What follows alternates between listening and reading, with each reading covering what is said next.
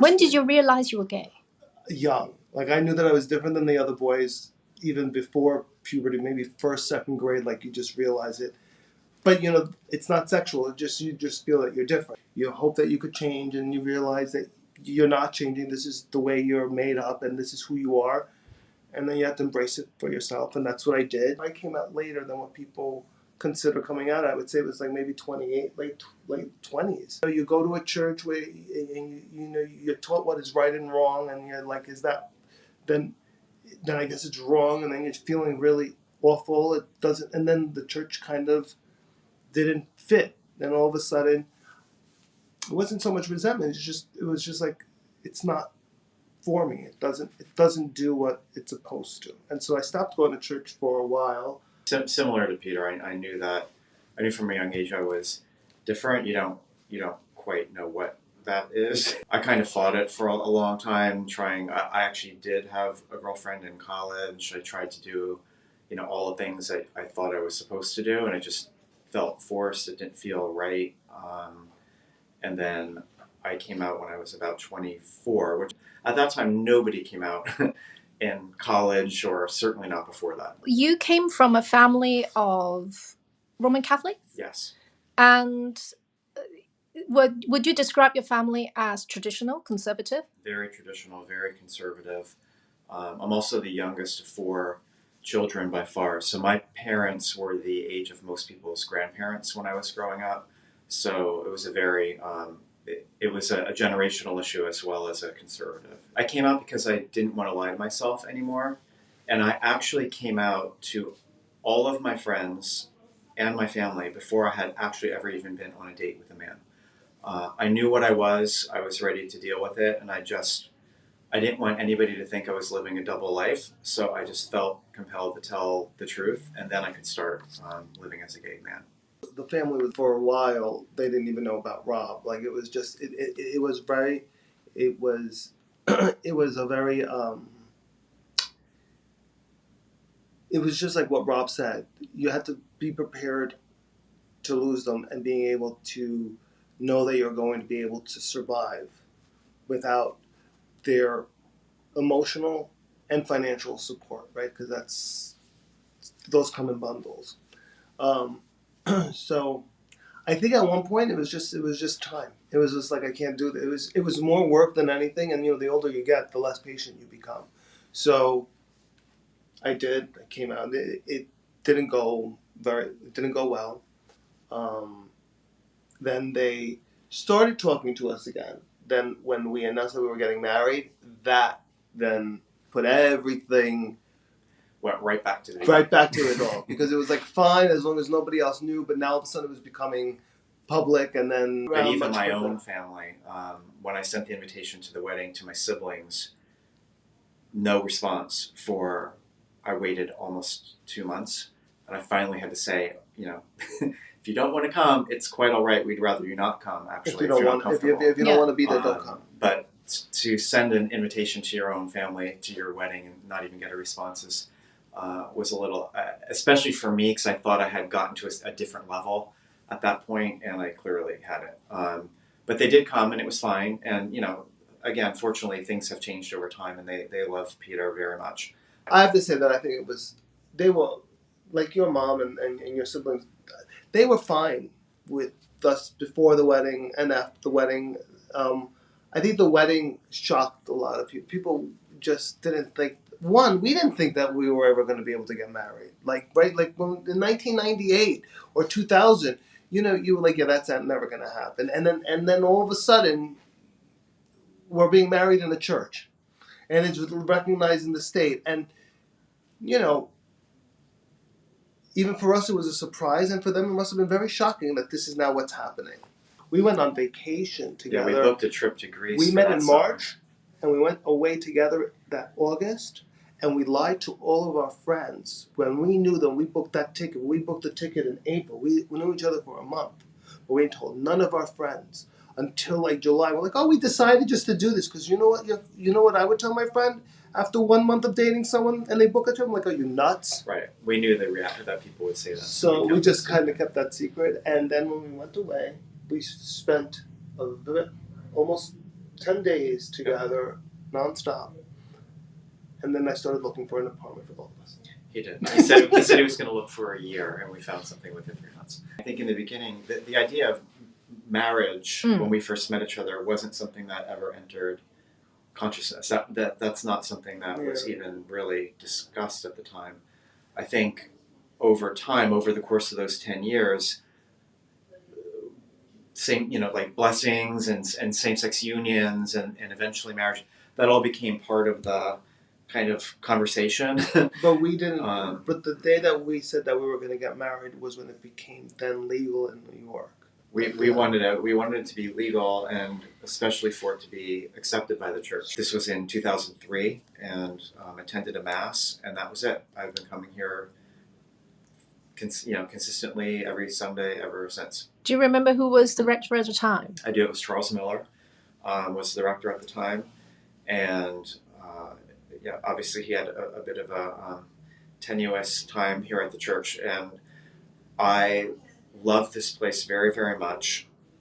A few months after I started coming here was when things were really starting to come to a decision point with his rectorship, and I made the decision to not get involved in any of it.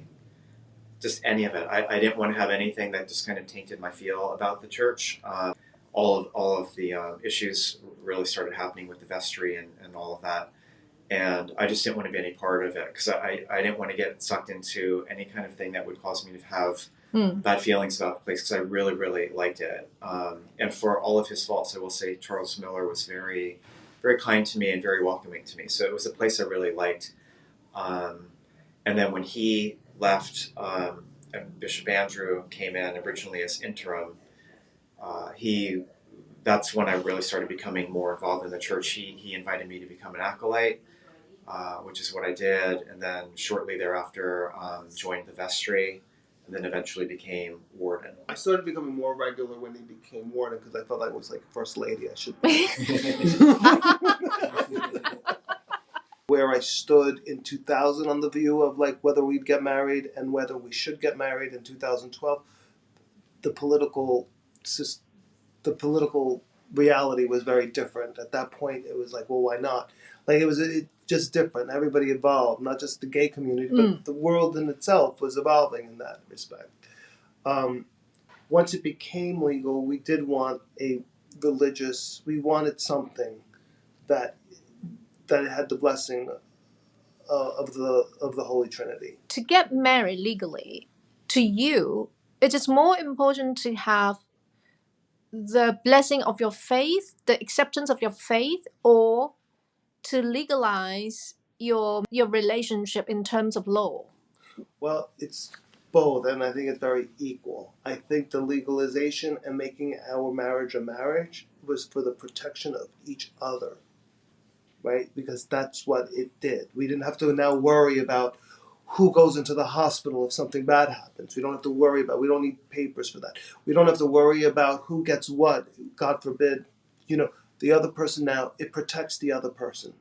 And that is what was the most important thing, I think, for me. Yeah, and once it became legal, that's when thoughts of marriage became, a consideration. And then for me, and I think for us, wanting to do it in a church setting was hugely important.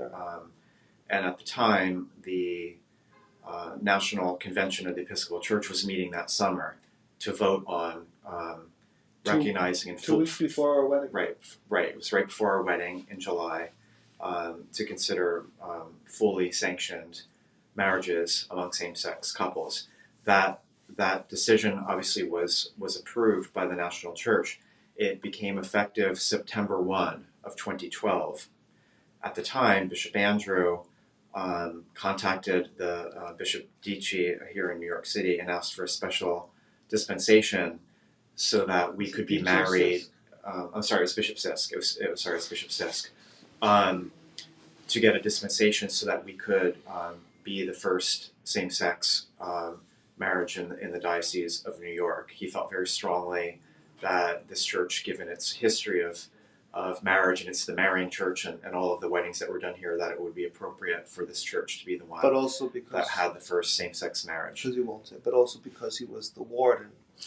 Well, it helped make the case. I mean, it helped show that we were serious about the church. For Bishop Andrew, he just felt that if the warden was getting married, why shouldn't it be officially sanctioned? And the history of the church also played into the role. I was in charge ultimately for the church service and the church music, and Peter was in charge of the reception. Right. The party. Yeah. Right. and Claudia and Rob found beautiful music together. We did. Yes. We had trumpets.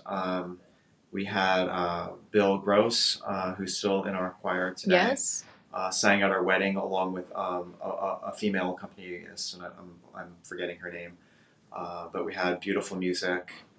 The church was packed. It was one of the hottest days in New York City, well before the church was air conditioned.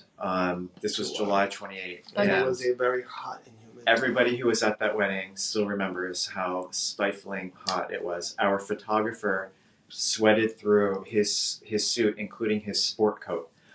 It was stifling hot. But they remember this. Everybody to this day, like especially at work, my work people, to this day will remember the beautiful songs and the beautiful service that they created. So yes, it was hot, and people remember the hot, but they also remember that it was a very. Everybody had the same. I will say, we went out of our way to make sure that everyone who was invited and who was attending the wedding was there because they really, truly wanted to be, and it had a very loving. It was very warm. It was a very beautiful. Faith to you is that integral part of your being?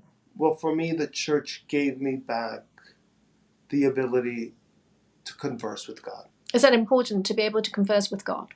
It's very important, right? Also to pray. I never stopped believing, and I just wasn't going anywhere. And it's just nice to be able to go somewhere. One, it's a community. Two, if you need it for yourself, so that you can have it for yourself.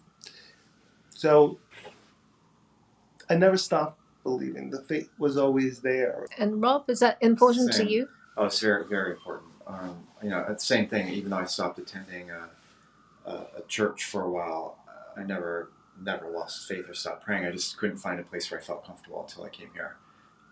Just very welcoming, and after 20 years, this is many of the people are still the same. So it's really a family. Quirks and all. Yeah. So you were first diagnosed when? I was officially diagnosed in February of 2022. Pancreatic cancer was not what people thought it was. They thought it was a gallstone, a gallbladder issue. I went through many, many different tests. But by February, we knew it was becoming clear where it was going. Yeah. And there was COVID. It was already an incredibly stressful situation, and it made it 50 times worse. Because the system was overloaded, I had to wait. And the whole time I'm worried that it's going to spread, because I know if it spreads, they won't operate, and that's pretty much it. So that was very stressful. And then the constant fear that I was going to get COVID, which would have again delayed. But I would say that after it was resected, we opted to do a very strong regimen of chemo. A very strong regimen of chemo. So during that period of time, what was in your mind? Well, I did continue working. That was a little bit of a welcome distraction for me.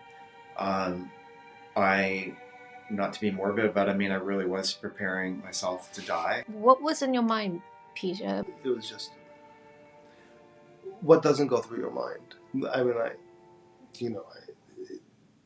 You start thinking worst case scenarios, best case scenarios, worst case scenarios, best case scenarios. But then when the biopsy came back and it was cancerous, then it was a very big shock to the system. Work was not a distraction for me. Work was making it worse. Because I just couldn't concentrate. And think back that time, what's important? I will toot our own horn that we have good judgment in characters. I would say 95 to 98% of the people that we have surrounded ourselves in our lives were nothing more than supportive and there for us. thank God we had the church, because it did give me the place where I can have the conversation. I know I can have the conversation anywhere, but you can centralize it. Father John David, Gary, they were there for us from the beginning, when we didn't know, when we did know. No, the church was a big part of that, getting us through. You know, I mean, we made it our point to go to which I never did. We'd go to the stations every Friday, because it was just important. It was just, because I just felt the more I was in the church, there was just more comforting to it. And you are on your way to recovery. And can we say that? Doctors are optimistic. We're optimistic. I mean, we I'm don't take anything for granted. I'm cautiously optimistic. Yeah, we're cautiously optimistic. We're in a position that I don't think either of us ever dreamed we'd be in this semester. What it really changed was we spend a lot of time talking about retirement and like kind of things further in the future. And I think cancer, not that we still don't think about that and talk about it, but we don't look that far. We know it's kind of, you don't know what's going to happen that far in the future. We live more in the moment and more in the short term. We don't even do day by day. That. We don't even say the words day by day anymore. We always say we're living it moment by moment. Give me a piece of wisdom that can help me to deal with life ahead. Life is difficult. Life is difficult, and every time you fall, someone is there looking out for you. If God is watering a tree that's by itself so that it could survive, God is also looking after you. And God is looking after you either with your friends, family. There's always going to be somewhere when you think you're alone. There'll be somebody there to lift you up from the arms and help you get to that finish line. For me, it's living in the present. I spent a lot of my youth worrying about the future, and I think I have a very different perspective. It's not to say you shouldn't plan or you shouldn't have ambition or be responsible, but to kind of take it with a grain of salt and, appreciate and live each day, and have faith. I mean, God will get you through. I think it's St. Teresa who says you are exactly where you are meant to be at that moment, and I think that's, I remind myself of that.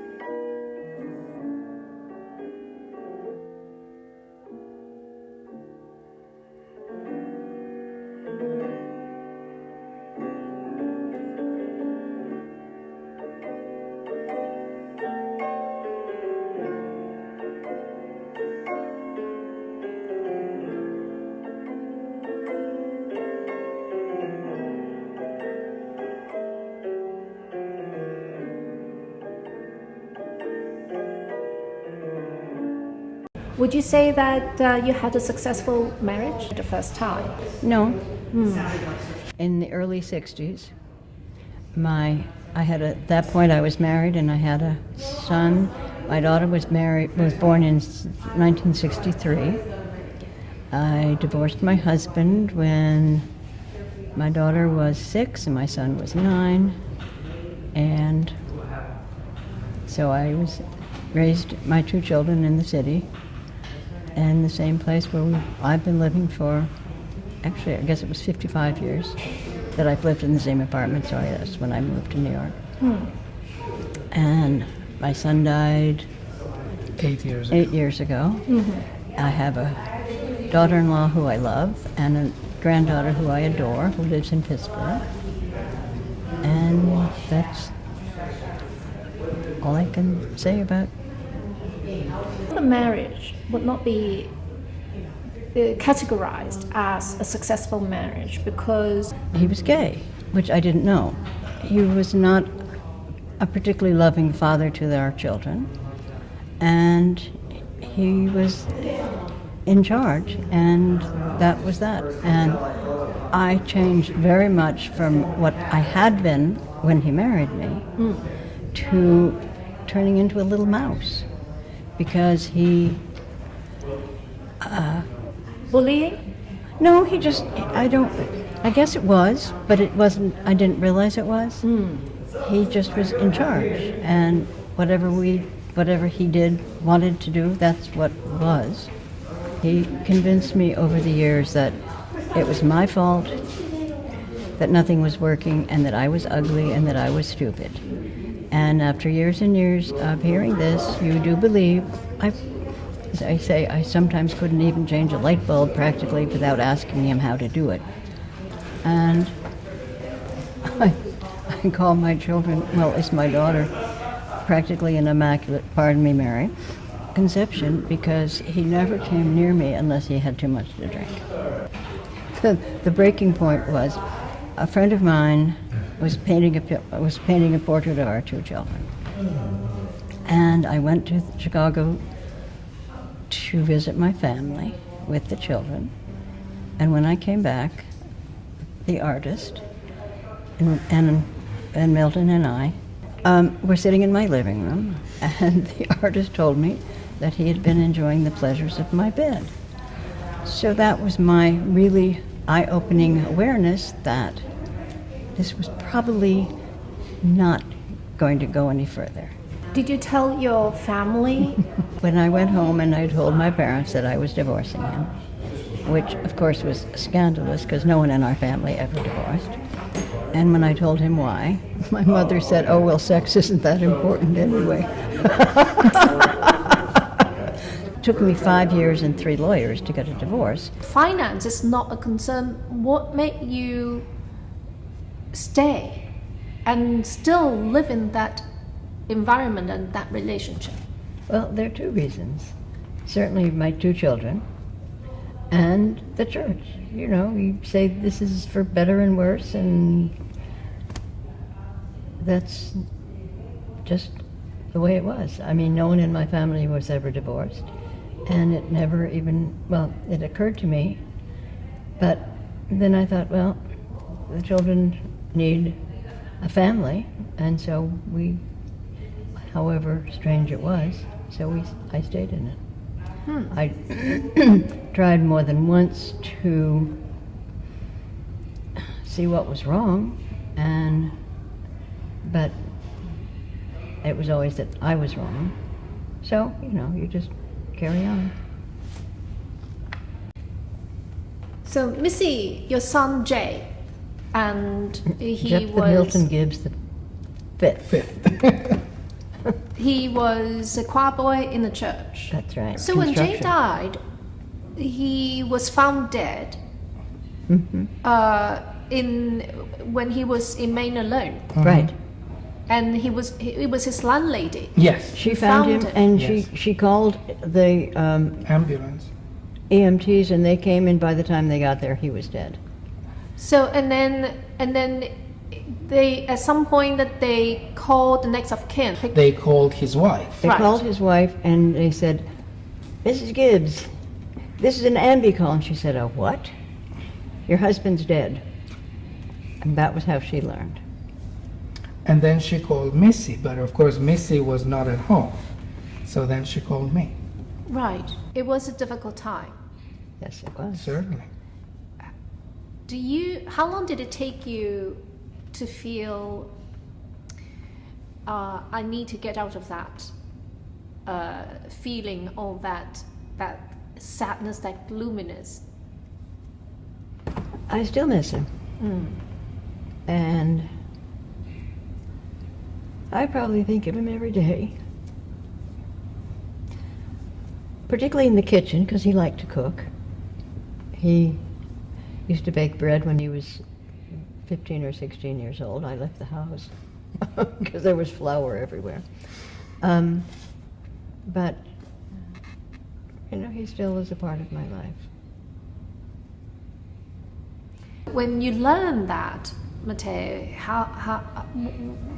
what did you think? Anything how am I to break that news to Missy? And Well, it was the hardest thing I've ever done. right. That's all I can tell you. But I did it. But in a way, that was a moment that brought us tremendously together. Even though we were together and we were already, living together for almost 9 years, right? Or 8, 9, I mean, a long time.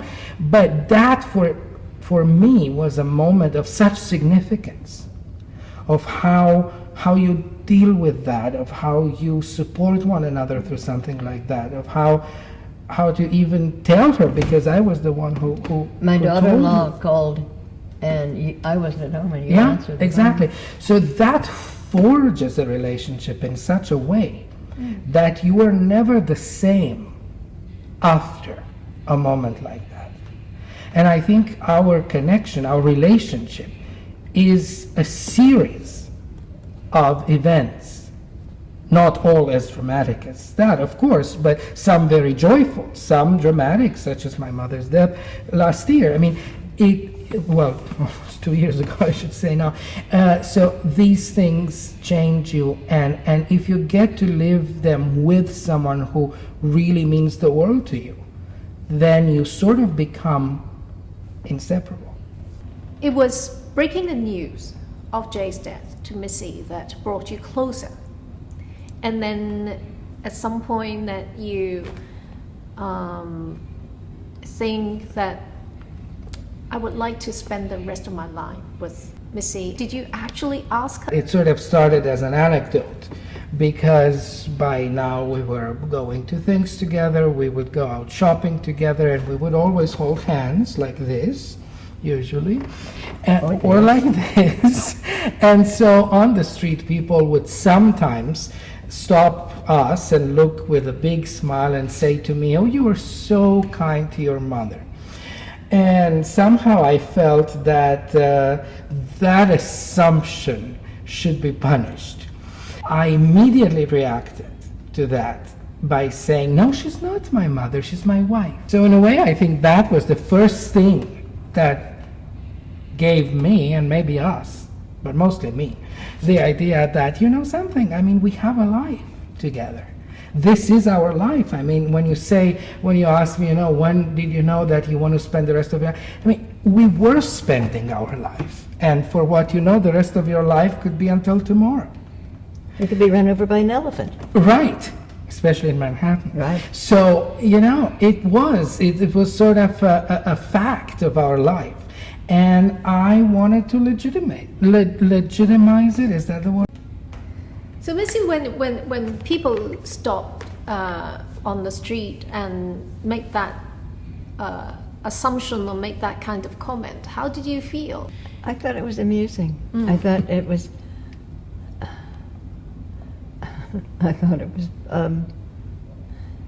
sort of silly.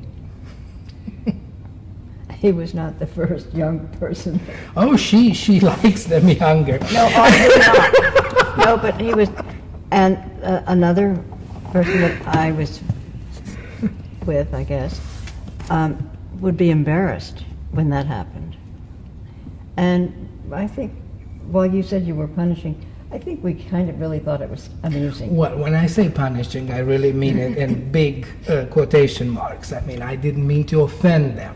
I just thought that it is an unfortunate assumption, which of course people still do, people still make, and they'll probably make it to the end of time. But, it's not like that. I don't feel she's any older than I am. Actually, often I feel she's younger, which is good. I think it's a good thing for our relationship. And also, I think, were the gender changed to a lot of people, then they would feel more acceptable. You were thinking of legitimizing the relationship, and you popped the question to Missy. Did she accept it immediately? No, it took years.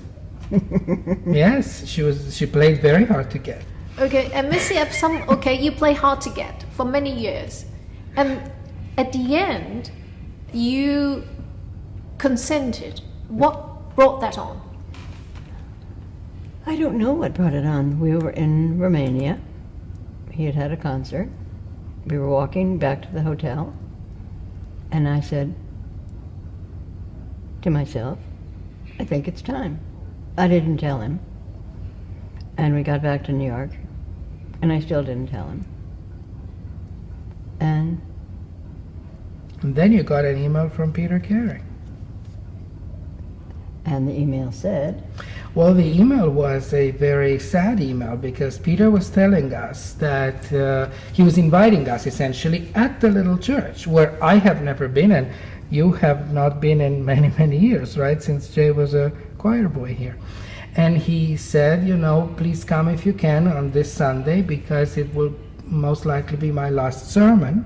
I have late stage cancer, and unfortunately this may be the last time I will do the sermon. So I think when you read that, it sort of gave you the idea, because then she told me that she decided to say yes finally, and then we both felt, of course, that the best thing to do would be to ask Peter while he was still able to officiate the marriage, because he was such a special, dear friend to Missy for many more years than I've known him. I mean, I know him for a few years, but you have known him and David for many, many years. Right. Tell me a little bit about your wedding. So Peter Carey set a date with you. Right. Well, we selected a date that was acceptable to Peter, and then he made sure it was acceptable here, because the date was my mother's birthday. And we had about 10 days to plan this event.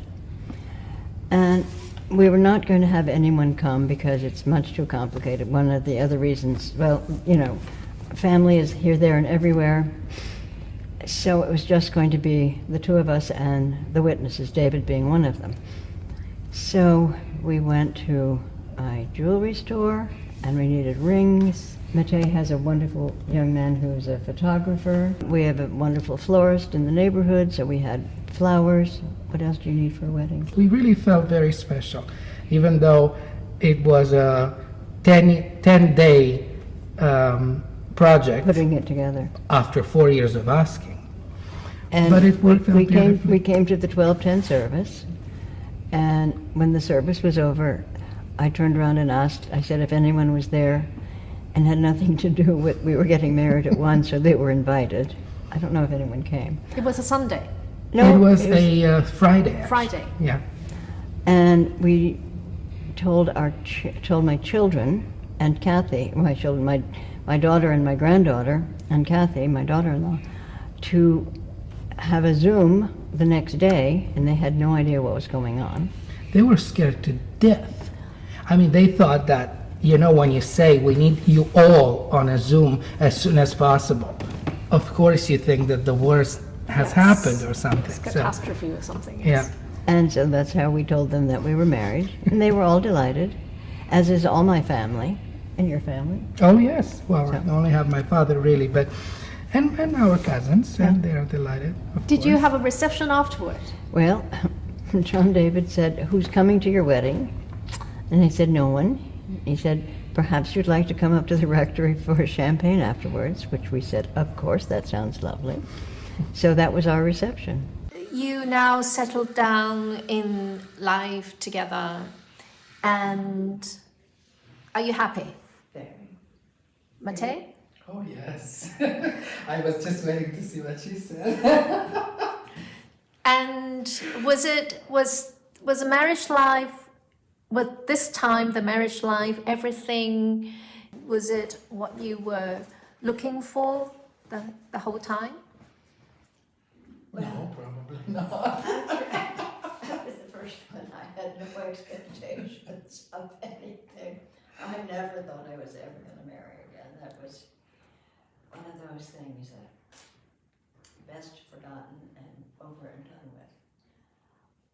This is wonderful, and it's comfortable. I don't know if that's very chic or anything, but it's comfortable and it just feels right. Yes, it does feel right. You have a happy time together. You have now found someone and you settle with each other and everything is going well. But the world at large may not be the same. And how do you see the world today? What do you think? Well, I really think that if my husband, my first husband, had been able to be who he was, I probably would not be here. I think that this is a world that should be much more open and understanding and caring than it is. And there's not much one can do other than just do what little you can to correct that. And I hope that is, in spite of the way I look, that it is the way that I am. Mate? I don't like the way of the world today No. at all. I find it depressing, I find it worrisome, and I often get angry because of it. So what is very good for me is that I have in my life someone who manages to make me forget that and to give me hope and optimism when I almost cannot find them. And I am essentially a very optimistic person, but even these people sometimes run out of optimism. And one of the things I love about us as a team, as Missy says, is that she can infuse me almost on a daily basis with at least the feeling that while everything that happens outside may be problematic, whatever is inside is worth living for. Wonderful. So, if I were to ask you that people should do, where they should seek strength? Well, I am a church mouse, I've always been, and I think the Lord's Prayer is one of the most important things because it really touches on a little bit of everything. And I think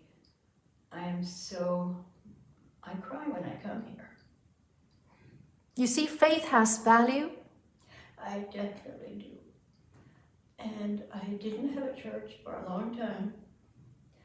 And coming here is coming home to not only a beautiful place, not only a place with amazing history, but a place with people who are warm and welcoming.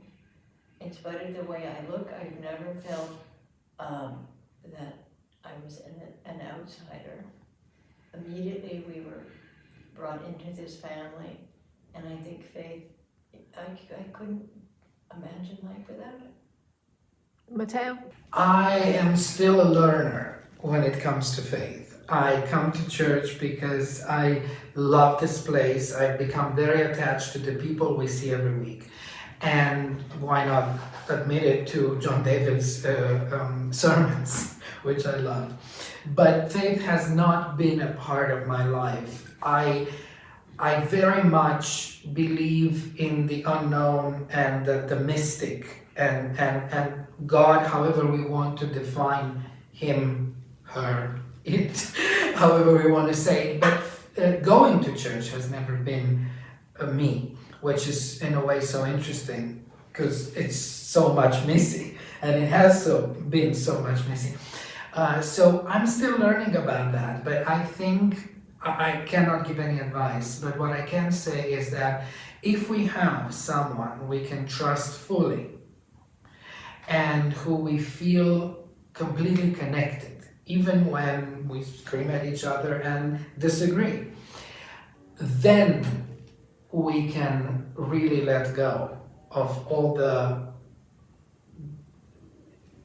pain and trouble that surrounds us. And I think all of us who are able to find that place, because it's luck as much as anything else, I think we should feel better privileged.